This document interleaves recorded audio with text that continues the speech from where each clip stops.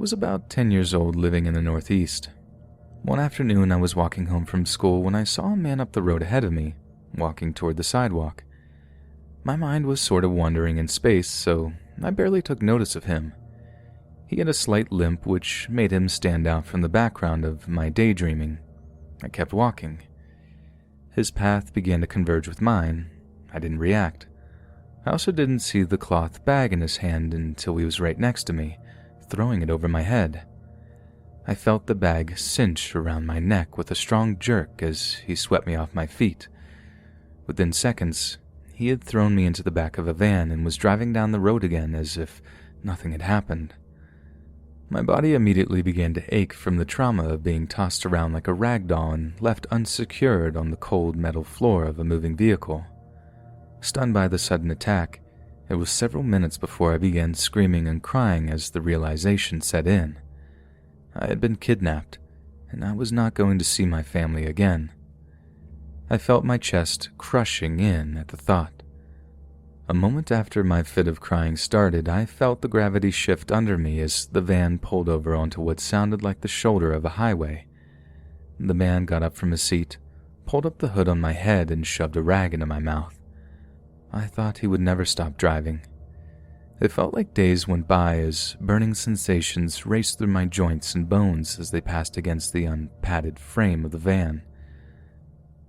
When we finally stopped, I could hear voices chattering, muffled by the thin walls of the vehicle. I was held in a normal-looking house a couple of hundred miles away from home. After a few weeks, I realized what I had to do to survive. I won't get too far into the details, but for several months I was tortured and abused, physically, emotionally, and beyond. Everything I did was closely monitored. Eating, sleeping, going to the bathroom, everything. It wasn't long before that became my life. My kidnapper was a fixed, permanent character in my story, the man with the limp. He was bald-headed with heavy scarring on his scalp and face, as if though he had been in a lot of fights. He had one green eye and one blue. Whenever he wore a short-sleeved shirt, a tattoo was visible on his forearm, a stylized font that spelled out the name Annabelle. My middle and last names were inscribed on his skin as well. Every time I saw it, I felt sick to my stomach. By avoiding making him mad or stepping out of line, I eventually gained enough of his trust to be allowed to walk around the house and get food when I was hungry without him watching my every move. The tense air of mutual distrust that dominated the first few months seemed to fade into a twisted feeling of normalcy. One day he showed me his room. There were pictures of me all over the walls. Many were from my time being held as his captive, but also peppered in were photos taken before I was kidnapped. He had pictures of me walking outside, pictures of me sleeping in my room.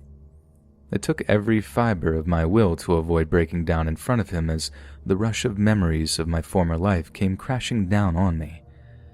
I wanted to go home so badly, but I couldn't let him know that, especially when he was beginning to open up and trust me. Thank God I was smart enough to know that. A few weeks later, I was able to convince him to take me shopping with him. The one condition was that I would have to hold his hand the entire time. While we were out, he had to go to the bathroom. He had made me promise to stay put while he went in. As soon as he was out of sight, I ran, frantically searching the aisles of the grocery store. I grabbed the first person I could and told her that I had been kidnapped, begging for her to call the police. The police arrived very quickly and were able to arrest him. I told them my address and they eventually had someone take me home. The officers that drove me home told me that the man's name was Brian. I had told them that I had never seen him before the day he took me away. Little did I know, he had been watching me for 2 years. It took me a while to get past the whole ordeal, but just so you know, I'm fine now. Just paranoid. Now, about the story that I originally wanted to tell you, it's directly related to all of this. About a year or so had passed since I was returned home. I was 12, back in my routine life out in the country where my parents lived. My best friend Beth was staying with us due to some family issues, so she and I walked everywhere together. I was usually barefoot, keeping a sharp eye out for snakes or broken glass along the dirt roads. One day my mom let us walk to the nearest gas station to get ice and pop for a cookout we were planning. Mind you, the station was only about 50 yards away from my house, so it was basically within earshot of my backyard. When we got close to the store, Beth grabbed my hand and whispered to me, "Walk faster." I figured she was just getting tired of being out in the hot sun, so I picked up the pace. We walked around the store for a few minutes, looking at ice cream and energy drinks, standard behavior for a couple of rebel kids. We got everything we needed for the barbecue, plus a couple of extra push pops for ourselves. As we made our way back home, Beth grabs my hand again, this time shaking with fear written all over her face. She's only 10 years old, by the way. And just then, I looked up and over my shoulder to see a man walking briskly behind us. My mind went into overdrive, calculating what to do amid flashes of my recent horrible past. I told Beth to get my phone out and text my mom to let her know what was happening. I pulled a knife out of my back pocket and held it out to my side, making sure the man saw it. He slowed his pace once the blade came out. Once he backed off, I told Beth not to bother with the text, as we were almost home. When we arrived, the cookout went as normal. We helped prepare the food and ate with family, eventually forgetting about the brief scare that we had had. We even changed into our swimming clothes and splashed around in the creek afterward. After about an hour of playing around in the water, I felt a sharp tug on my shirt. Beth pulled me close to her, pointing up to the nearby bridge. "Sissy, the man is back." I looked up at the bridge and felt my lungs flood with air as I had no choice but to gasp. I recognized the man as the same one who had kidnapped me before. I scooped Beth up and we ran home, hand in hand. She kept asking me who the man was, and not having the heart to tell her the whole truth, I simply said I didn't trust him. I don't for the life of me know why I didn't call the police right then and there. When we got home, a sense of safety came over me and I immediately felt I could relax. Within the hour, we were in my room watching a movie. The phone rang and I answered it. A familiar voice responded. "You're my baby doll. You belong to me. Don't run from me, girl. You can't hide from me. Remember, you are going to be my wife." I hung up the phone. My heart was in my throat. I threw the phone into my laundry basket, screaming at him. Beth asked if I was okay, and I just told her it was an old friend being an idiot. I walked downstairs to make sure the doors and windows were all locked, and I eventually went to sleep. Around 3 a.m., I was startled awake by the sound of my front door being busted open, followed by several voices yelling police. I heard their heavy footsteps running all throughout my house until they finally made it to my bedroom. They checked all over the room, in the closets, behind my door, and they ended up pulling the man out from under my bed. It was one of the most traumatic moments of my life, and the feeling of being watched has never completely left me. I've wanted to tell this story for so long, but I couldn't bring myself to do so. Thanks for helping me share this story. I hope this can help someone else avoid going through what happened to me.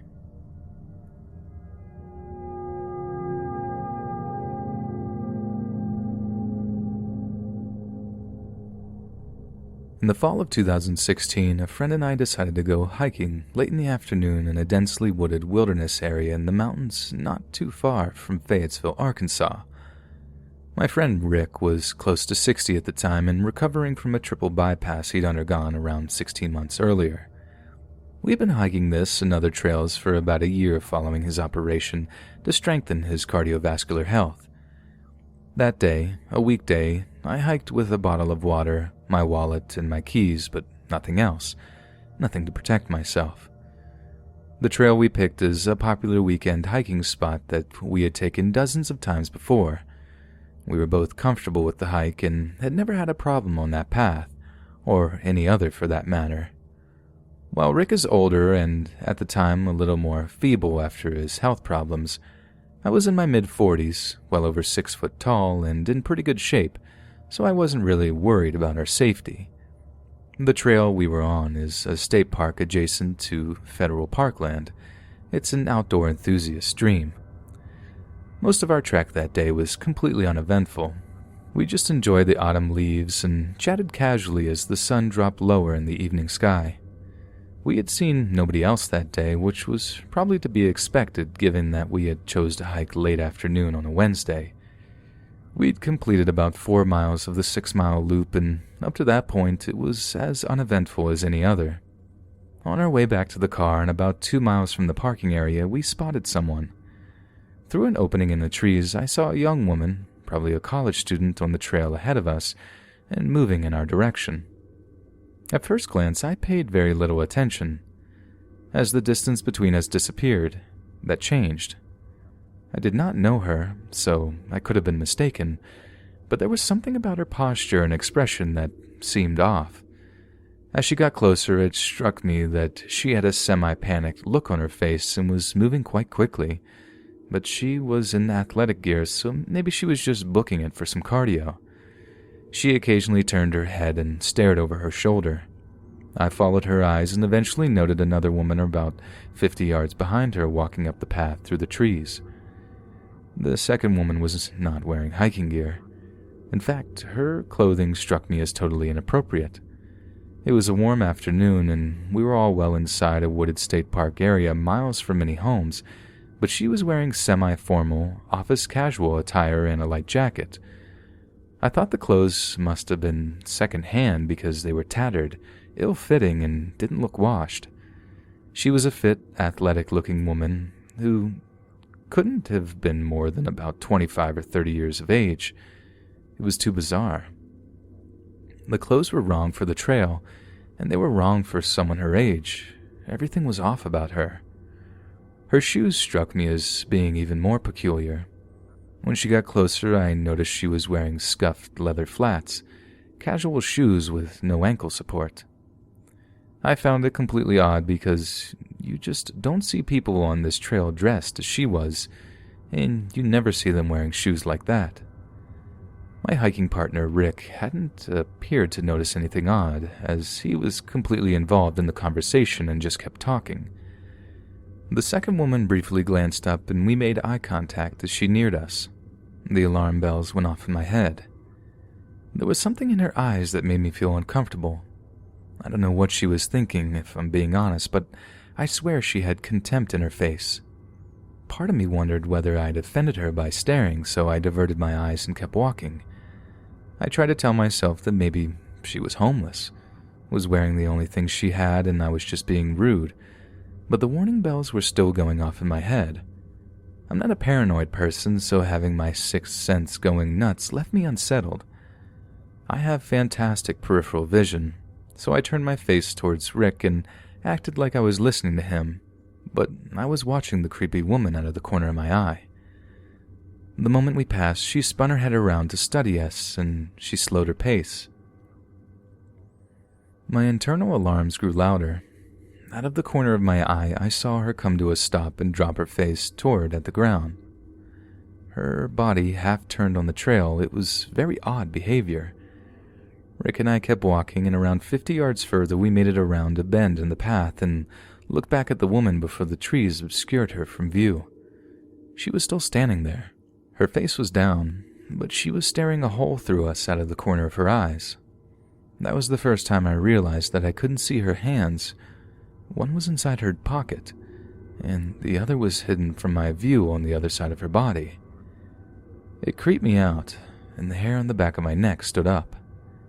For a half a mile I didn't see her again, and had begun to wonder whether the first woman, the co-ed, had felt danger as well. Clearly she had, I thought, and that's why she was practically running through the woods at dusk. It also struck me that the creepy woman had stopped and studied Rick and me like she was deciding on whom to follow. We weren't moving as fast. We were walking as quickly as Rick could manage, and he was clearly more feeble than the co-ed. Those thoughts amped up my senses, and I still felt uneasy, so I periodically checked behind us. At certain points through the woods, I could see more than 100 yards. Nothing. I began to worry about the co-ed. My hair stood up for a second time as I felt the strangest sensation of being watched. Again, thinking I was paranoid and half mocking myself for being afraid of the creepy woman, I turned my head around to assure myself she was not back there. I was wrong. She was there, following with her head down and moving briskly about 100 yards behind us, but with her hands hidden. I turned my head back to the trail in front of us and we kept walking, still trying to convince myself that there was nothing out of the ordinary happening, that I was just being rude because she was dressed like a homeless woman. About 200 yards further along the path, I turned my head back to Rick and my heart raced a bit. She's closed half the distance. Each time we would walk around a bend and the woods obscured her location, she would emerge much closer to us at the next opening. I told myself that I was just being paranoid, but nevertheless tried to get Rick to pick up the pace a bit. By this time, he was clearly aware that we were being followed and was pretty uncomfortable as well, though, to his credit, he did keep talking. With a half mile to go before we reached the parking area, I turned my head once again, and she was just 10 feet behind us. I hadn't seen or heard her get that close, and it freaked me out. I literally jumped. One of her hands was in her pocket, and the other was behind her back. I got the distinct feeling she had a weapon of some kind, and she had no fear of me despite the fact that I was considerably taller, albeit several years older. There was no mistaking her demeanor. She meant to do us harm, or at the very least she intended to intimidate us. I weaved my car keys between the knuckles of my right hand, handed my water bottle to Rick, and made an obvious fist with my left hand. With a half mile left in our hike, I thought to myself, if this is nothing, she'll pass us and move on, as clearly she's moving a lot faster than we were. I was accustomed to people overtaking us when I walked with Rick. But she didn't pass, and never acted like she knew we were there, which was the creepiest part. I kept my head turned toward her as I walked and tried to get her to make eye contact, but she didn't look me in the eyes at first. She kept acting like neither Rick nor I were on the path, just feet ahead of her, and she'd slowed to follow closely behind. I was completely unnerved, and that made me angry. I wanted her to see how angry I was and to convey with a look that messing with me was a mistake. When she finally did make eye contact with me, I glared and clenched my fists. There was an instant where I couldn't read her expression.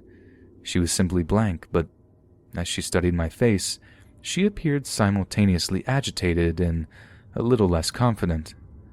I was conveying one thing in the look on my face: back off. And at this point, I didn't care if it appeared rude. She apparently thought better of whatever she was doing and slowed her pace so that the distance between us grew to about 20 feet. But she was tense. I know she had a weapon of some kind, and I believe she meant to do us harm, but I also know she recognized that I was ready to fight. I was mentally preparing to charge at her if I saw a gun or a knife, as I knew Rick couldn't outrun her.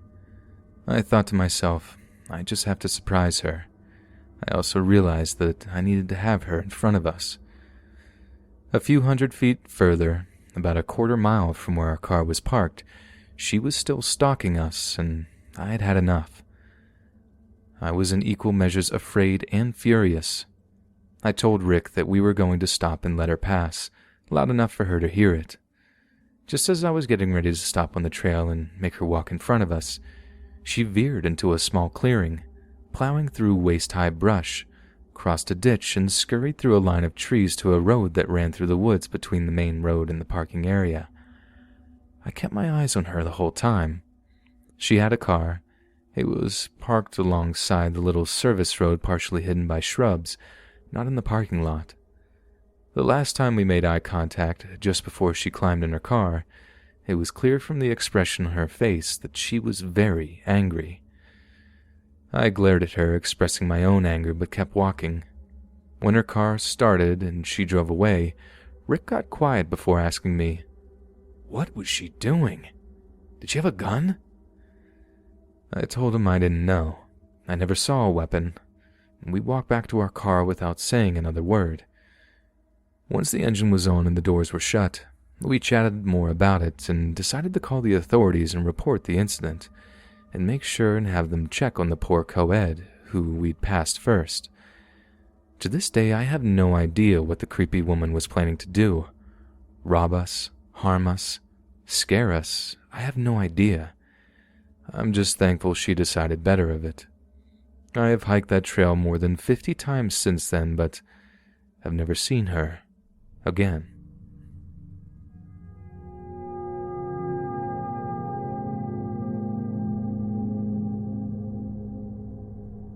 I'm a 22-year-old female that weighs 80 pounds and that's athletic. I'm quite tall and have a defect in my eyes, so one's gray and one's green. I promise that'll be relevant later. So this happened when I was 20 and it stopped when I was 21. Many things have happened to me for some reason. I guess I'm just a magnet for weirdness. I met this guy in university when he was finishing and I was just starting. He was assigned my study partner. I'm studying to be a pediatrician. I remember that he was quite nice in the beginning, but started to get jealous whenever I spent time with my boyfriend. This was the first red flag, that whenever I went, I always kind of saw him walking some meters behind me. And then the notes started. There were really sexual notes about me and other things I'm not so sure I should share. After that, I didn't know who it was, but at the end, it was about 255 notes, all in 1 month. The last one actually had names, so I went straight to the office and reported him. I ended up with a different partner. The day that I had to tell them that I had gotten a different partner, I was kind of about to lose it and sweating bullets. The face he made was of pure anger. He started to yell racial slurs at me. I'm a quarter Latin and German. About how I was a Nazi, that I was a psycho, and he went on and on. And now a tip for people like me, just walk away. And that's what I did. I picked up my books and left. I found my friends and study partner and left. The only thing I cared about at that time was that he would not find where my apartment was, or he would not threaten my friends or family and relationships. I went home that day with my friend, study partner, and boyfriend, and they were scared for me. Once I got home, I saw a little red package tied up with a little bow. Of course, this had to be from him. Classic maniac-type move, sending packages. We opened the package, and inside were pictures of me and notes about how he was going to hurt people and how he loved my eyes, and so many other things about what he was going to do to me, things that made me physically sick that I actually threw up. I stayed home and called my brother, who was currently working as a police officer, and he advised me to press charges. I did later that month, and thankfully he was suspended. I got a restraining order against him, and for a moment, I finally had peace of mind.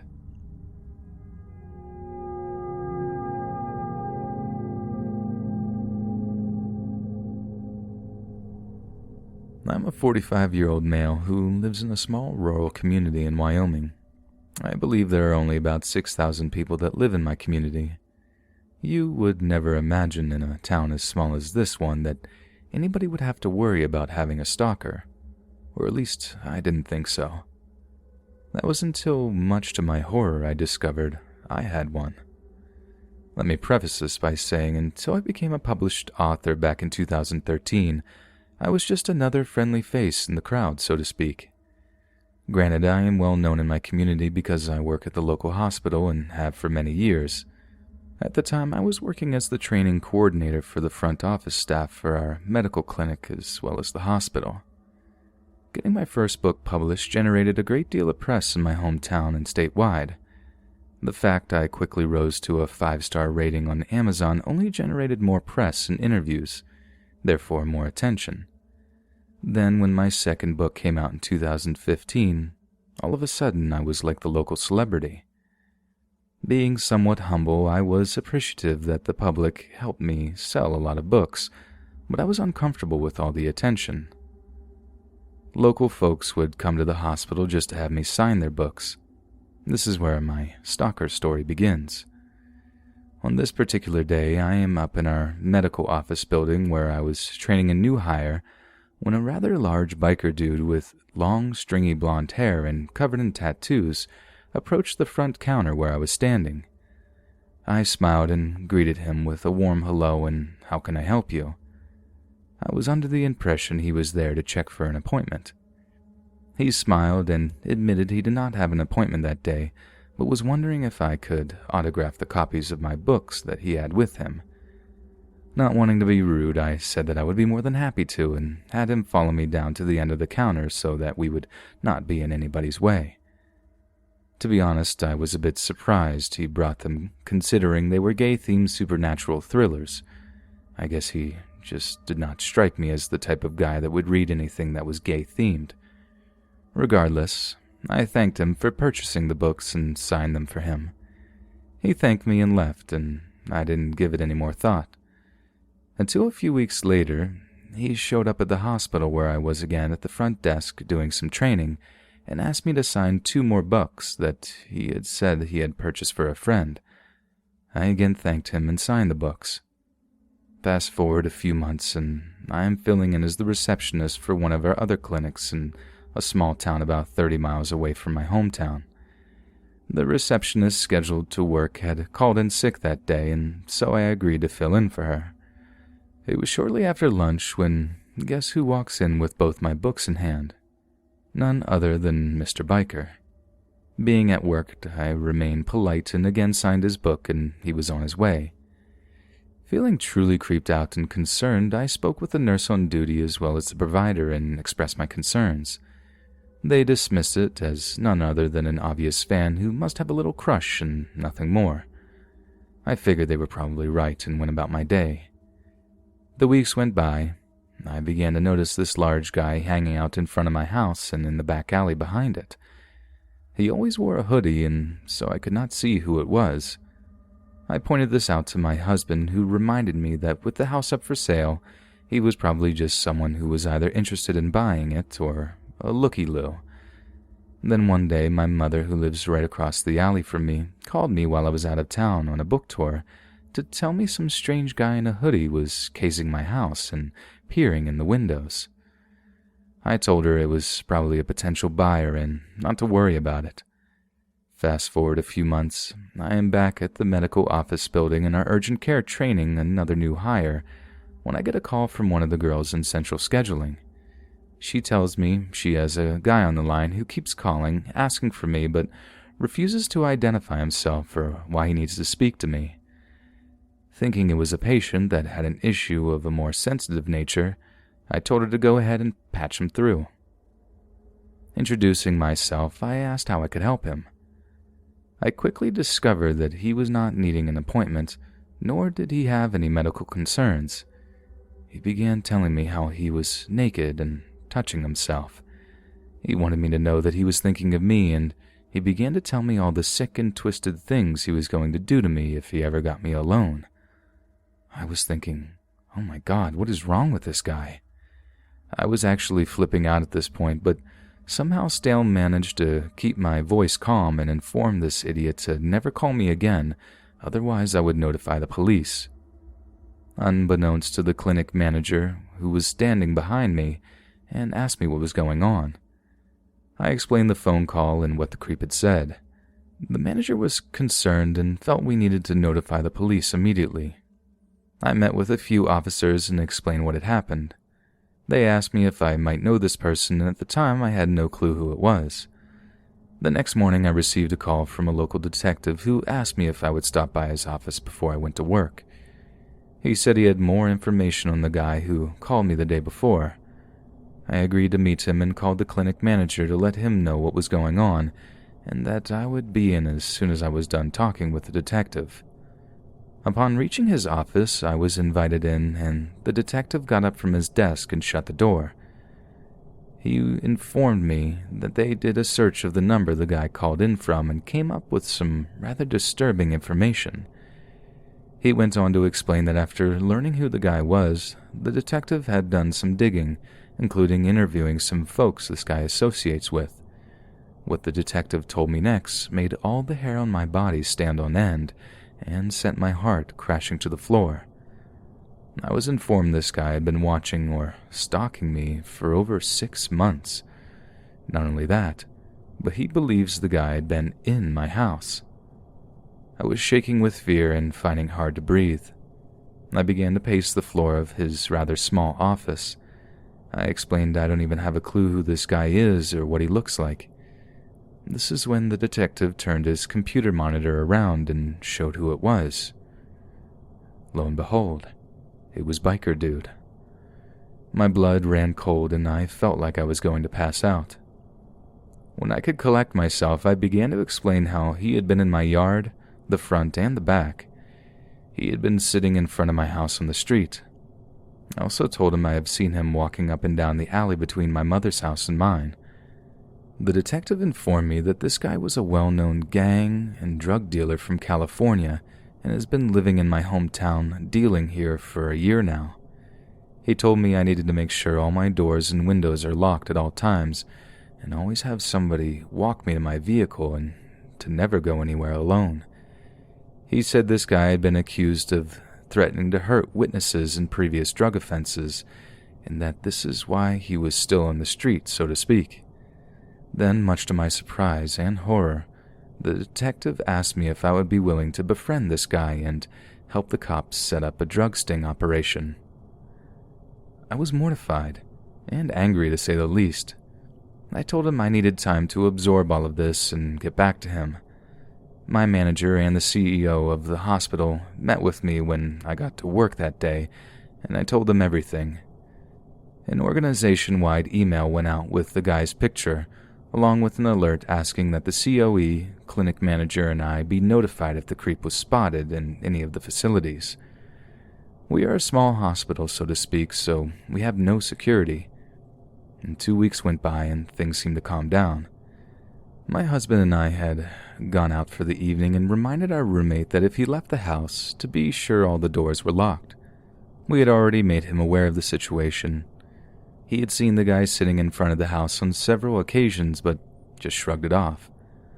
I need to get out of here for a bit because I felt like a trapped rat. It was a great night, and for a while I was able to forget about it all. Upon returning to the house, much to my relief, the front door was still locked. I walked through the house to the back door, and it too was locked. Our roommate was sound asleep in his room, and I breathed a sigh of relief and made my way to the bedroom. As I walked into the room, I noticed my husband was reading something, and he was white as a sheet.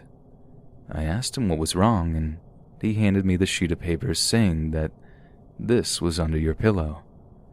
Then he got up and began looking into the closets and under the bed. He then went through my entire house while I read on in horror. The letter said, "Hello, sexy. Nice house. I love the smell of your pillow.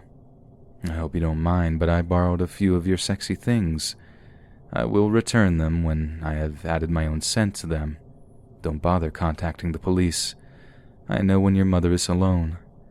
I know your roommate's schedule as well as your husband's. By the way, your roommate is a very sound sleeper. I'll be seeing you soon." I called the police, but they said that there was nothing they could do since he was no longer in the house and I could not prove it was him because he never signed the note. I was pooping bricks because I could still not figure out how he had gotten in. Another few weeks go by and I begin to realize I am seeing him everywhere. At the grocery store, the pharmacy, I mean everywhere. He was always there lurking in the distance. It had gotten to the point I was now on medications to help me sleep and antidepressants because I felt like I was losing my mind. I couldn't function because the cops kept saying they could do nothing about it unless he harmed me or was caught in my home. Sitting in front of it for hours on end or in the alley apparently is not illegal, and this went on for over a year. Where I work a professional job, I maintain my bubbly outward appearance in public, but hid like a timid little mouse behind locked doors at night, too afraid to leave my house. One night about 6 months ago, my husband and I awoke to lights flashing and people hollering outside. It sounded like they were right outside on the front lawn. Peeking through the drapes, I discovered that they were indeed right outside. They had some guy on the ground ordering him not to move. The fire department was there putting out a large 15-gallon gas can that had been lit on fire and placed on my front step. We threw on our robes and rushed outside, where we were met by several police officers. They had the biker guy on the ground in cuffs. One of the officers informed me of the neighbors across the street reporting a suspicious character lurking in my front yard, and they were carrying what appeared to be a rather large gas can. The officer also pointed out that all the tires in my car had been slashed. He went on to explain that the biker dude had placed the gas can on my front step and lit it on fire. My heart was pounding so hard in my chest I thought I was going to literally die of a massive coronary right there. I lost it and broke down sobbing. My husband, on the other hand, blew up. He was beyond angry. I was too, but I was too overwhelmed with the fact that had our neighbors not been up and called the police, we could have been killed. Biker dude is now behind bars, but was only sentenced to 2 years on a plea deal. The scariest thing about that is the police nor the state is required to notify me in the event this creep is released.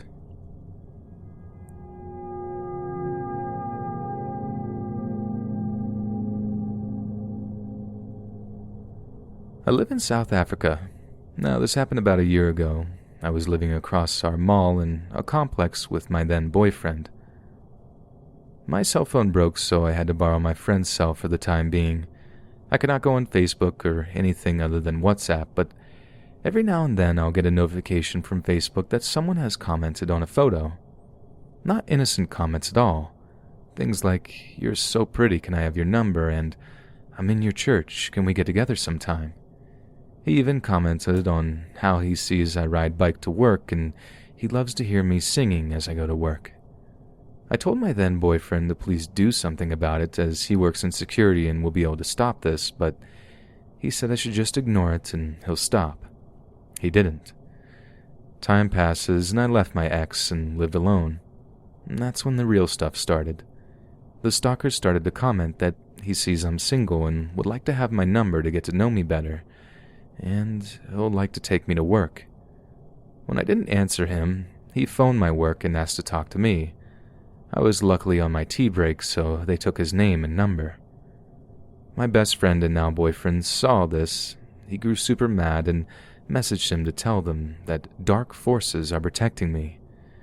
That night I got home and found a letter on my floor, pushed under my door, saying how he finds me so attractive and giving me his number again.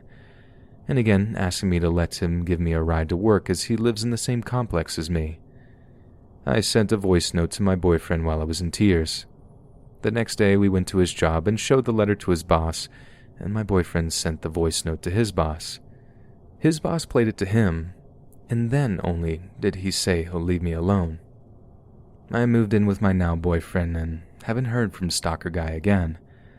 I'm forever grateful to my man for helping me through this.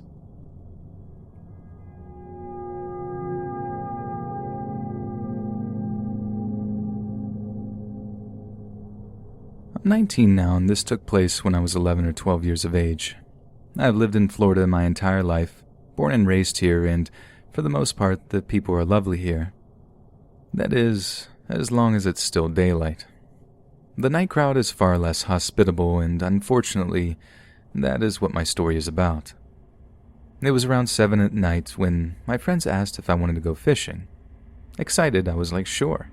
It sounded like a great time, night fishing with my buddies. My mother let me go and I was excited to fish this pond near some apartments we lived at. This decision, however, was a mistake. After getting our gear into a smallish red wagon, we set off across the street to go on our nighttime adventure. We made jokes and cracks about gators in the pond, and the fishing itself was a blast. The part where it stops being so great was on the way back home when we took a long way home. Why would we do this? We were kids and friends. If you know one thing about friends as kids, you always want to hang out as long as possible, and you'll use any excuse to do it. The sun had already set, and I was walking slightly ahead of my friend. I'll call him Chris and Tommy. Chris was pulling the wagon, and Tommy was close by him, and we all were chatting it up when I turned around to add to the conversation, but soon noticed a silhouette of a man about 40 feet behind us. I was a bit unsettled and surprised, as all that was down here was grass and fences, and no one ever took this way. I informed Chris and Tommy someone was following us, but they brushed it off, not believing me at first. I imagined they thought I was trying to scare them and get them to look behind them. I kept insisting someone was following behind us, till they finally got the hint and looked. It was at this point I realized the silhouette of a man was now only 25 feet behind us. My friends' faces grew pale and even more filled with fear as suddenly the man began running towards us. I yelled for them to run, and when looking back, I saw our stalker's face. I'll never forget his face so long as I live. He was in his mid-40s, average height, and he had the most terrifyingly angry look on his face I've ever seen. We slipped through a fence and into an unknown neighborhood before pounding on the first door we found. An older gentleman opened his door and asked what was wrong. After telling him our story, he told us to hide behind his car and he'd find this man and talk to him. He was gone for maybe 7 minutes, but it felt like hours when he finally returned. He explained to us the guy saw our wagon and thought we stole something. The older man didn't seem to believe the guy's story, and neither did we. We returned home and never told our parents anything. We were afraid we'd get in trouble if we did, and we never went night fishing ever again.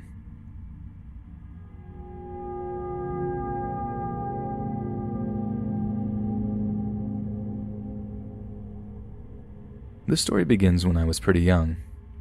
Living in the home state of Mississippi, I was riding with my mother after we had just dropped my 2 brothers off at my grandmother's house. We pulled up to our destination, a small convenience store on the corner, just a few blocks away from my house. Now, you have to remember this was the 80s, so my mom had no issues leaving me alone in the car for a few minutes with the windows cracked open. Still, before she left, she turned around and said sternly, "You stay in the car, and don't open the doors for anyone." When she started making her way towards the store, I heard someone call out her name. She looked over by the entrance where an old man I'd never seen before came up to greet her. My mom looked cheerful as she said hello and began chatting with the man. As they spoke, he looked over at me, a warm smile on his face. He seemed like a nice man, no signs of bad intentions, and my mom seemed to like him, so I smiled back. After a few moments, my mom walked into the store to get some groceries. The old man watched her go in before turning back towards me. Me being a kid and seeing him talking to my mom in such a friendly way, I felt comfortable talking to him, so I rolled down the window a bit more. He started asking me the typical questions I guess you ask a kid you don't know. "How old are you, son? What's your name? What kinds of toys do you like?" I was having a perfectly fine time until the man made a complete 180-degree turn. The most haunting aspect of it, the reason why this stuck in my mind since that day, was that the only thing different was the words that came from his mouth. Everything else, his demeanor, expression, voice, stayed exactly the same friendly tone. "I'm going to cut both your ears off, hang you by your legs, and slice your throat." The words flowed out of his gentle, still smiling face. I was so confused because in no other way did he seem the least bit offensive or dangerous. My childlike mind struggled to process the dark turn in conversation.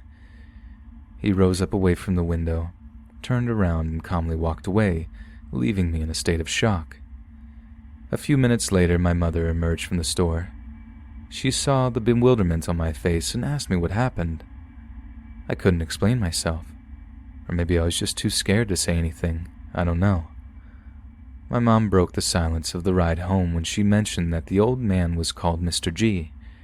She said that her family knew him when she was younger, but she was surprised to see him because he'd been missing for over 10 years. For some reason, I couldn't tell her what happened, even though I wanted to. That day marked the beginning of 2 years of me being secretly terrified of going to that store. The problem was that my mom took me there pretty much every time we went to visit my grandmother. Every single time we went there, the Mr. G would show up out of nowhere as soon as my mom went into the store. A year or so later, I had managed to at least tell my brother and cousins about my creepy encounters with that old man, and unsurprisingly, no one believed me. One day, my mother was in a rush to get there and wasn't able to drop off my older brother, so he was with me. The whole time we waited in the parking lot for my mom to come out, he kept trying to scare me, saying that Mr. G was right behind me. I was on edge, constantly scanning the area outside to make sure that the old man wasn't around. The car window behind me was cracked open a little more than usual, for some reason, just enough for someone's hand to reach in. There were a bunch of people standing around near the entrance of the store, grown men, all laughing and talking amongst themselves. As I looked at them, I could see them all sort of turn away, as if they were all trying to avoid seeing something. I felt a sudden kick in my back, and I turned around to find the terrifying image my brother, gasping for air, large wrinkly hands wrapped tightly around his throat. In disbelief, my eyes shift to look out the window where I see Mr. G standing outside the car, staring down at me with the same docile, smiling expression on his face. He was muttering something in a strange language I've never heard before. He let my brother loose and slowly walked away from the car, around the store, and disappeared into the woods out back. The group of men who were there quickly dispersed, all going their separate ways and obviously avoiding eye contact with us as we sat in the car, 2 children crying hysterically. My mom burst through the store entrance, running to the car to check on us. We were still incredibly shaken, but my brother gathered himself enough to tell her that it was Mr. G. She stared at us for a few seconds with a mix of awe and terror on her face. She told us that the old man had passed away a few days prior at the age of 87. She said she would handle it. I didn't know exactly what she meant. I wish I could say that that was the last we saw of the man, but after another year had gone by, we went to that store for the last time. That time, my mom let my brother and I come into the store instead of leaving us in the car. We were on pins and needles the entire time. After an uneventful trip, we loaded back up the car and headed off to Grandma's house. My brother and I both got chills at the same time as we pulled out of the parking lot, so we reluctantly decided to look back. A stinging terror took hold of my entire body when I saw Mr. G standing in the middle of the street behind us, smiling and waving us goodbye. My brother and I screamed, and my mother reflexively hit the gas as hard as she could. The corner store was somehow burned down soon after that happened. I don't know who did it, if it was an accident or if anyone died. I never really spoke to my mom about the whole ordeal until I was about 16. She told me that Mr. G used to practice some dark forms of strange rituals, often making sacrifices and performing these rituals of various kinds. She never knew exactly why, but everyone used to think he was some big, scary, evil guy. She never had a personal problem with him because he was always so kind whenever she saw him, and I can't really blame her. Hey friends, thanks for listening. Be sure to subscribe and click that notification bell to be alerted of all future narrations. If you got a story to submit, be sure to send them to my subreddit, r/letsreadofficial, and give and receive feedback from the community, and maybe even hear your story featured on the next video. And join my Discord to interact with me and other listeners directly. And if you want to support me even more, grab early access to all future narrations for just $1 a month on Patreon, and maybe even pick up some Let's Read merch on Spreadshirt. Links in the bio. Thanks so much, friends. And remember, a huge thank you to all the dads and daddies out there. We need you.